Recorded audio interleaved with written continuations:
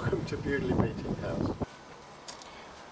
In Quakers and Committed Relationships, the presentation of the introduction I gave to the yearly meeting gathering in York in July 2009.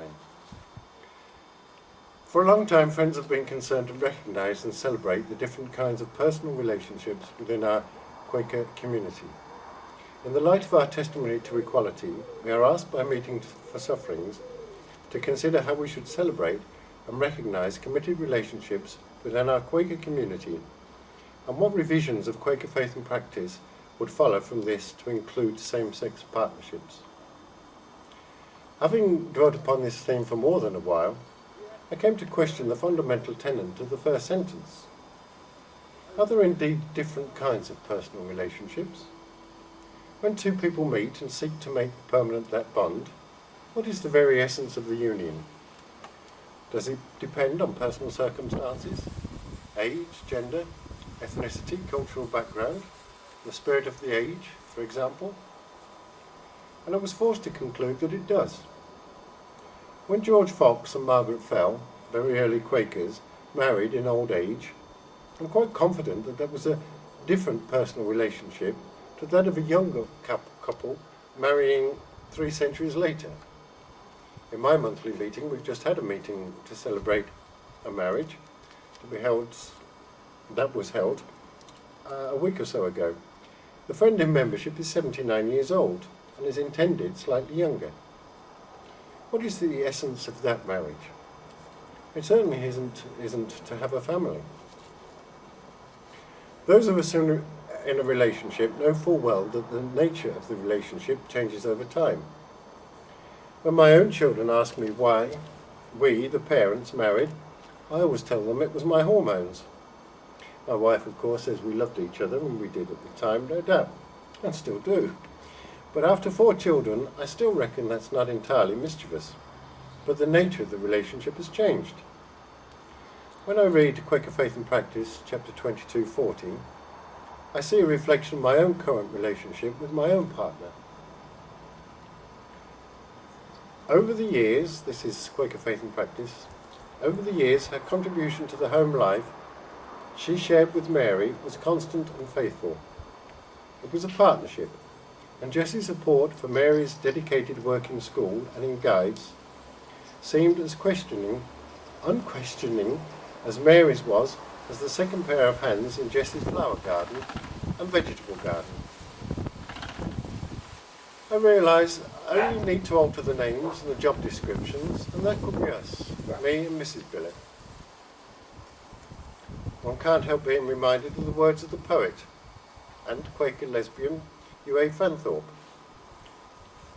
There is a kind of love called maintenance, which stores the WD-40 and knows when to use it. And what was different about the relationship between Jessie and Mary? We knew Mary well, and I can say with confidence absolutely nothing, apart from them being of the same gender. To themselves and in their own eyes they were married, but to the rest of the world they were companions. When Mary died at the meeting for worship here, to celebrate her life, her sister-in-law said, "Mary never knew the joy of marriage or children, and nothing could have been farther from the truth. What is true is that Jessie and Mary lacked the means of making a public act of witness of that love that bound them, in a society that at the time could accept it." And a certificate. Now, in this same local meeting, there are a number of same-gender couples who can enjoy the benefit of a civil partnership and a legal footing for their relationship. On the matter of equality, we as Friends are quite secure. As a society and as a community, we have embraced and recognised loving relationships in a variety of forms between adults over the years. In the case of homosexuality, some years before it became legal, and many years before it became socially acceptable, we have long accepted, under our testimony to equality, the worth of all individuals and the value of all committed relationships. During Quaker Week in 2008, we have proudly announced that One of the consequences of our testimony to equality is that we welcome lesbian, gay and bisexual and transgendered men and women, and have a fundamental commitment to equality and inclusion. We affirm the love of God for all people, whatever their sexuality. quakerweek.org.uk, 2008.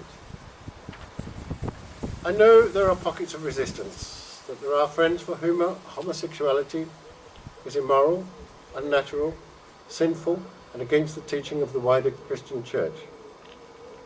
And it will be probably true of many friends in our community now. It certainly isn't unusual to feel aversion to gay and lesbian practices. The words of Quaker Faith and Practice, chapter 22:45, are still true now, if perhaps for fewer people. The acceptance of homosexuality distresses some friends. And gay and lesbian friends are equally distressed by the attitudes of others. In The Friend, we read of a gathering in which we could safely express the hurts we had experienced in Quaker or other contexts, where sometimes our lifestyles and relationships were treated as second class or worse. But I also know that friends are willing to accept our Quaker discipline, to put corporate discernment over and above our own fears and misgivings. So we can go forth and be rest assured that we do respect that of God in everyone, though it may be expressed in unfamiliar ways or be difficult to discern. And that God, in whatever way we use the word, does not indulge in discriminatory practices, certainly not in our community.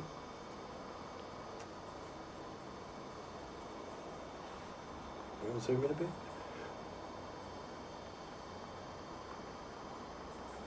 And in accepting gay and lesbian friends, we have acknowledged the worth of same-sex relationships and our desire to celebrate these relationships as couples give witness to the world.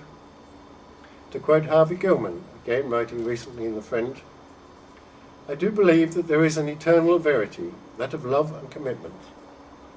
Why can't we universalize marriage as a commitment of two people, whatever sexual orientation, showing love to each other, and thus mediating in loving memory of Mary Mills and Jessie Gadsden."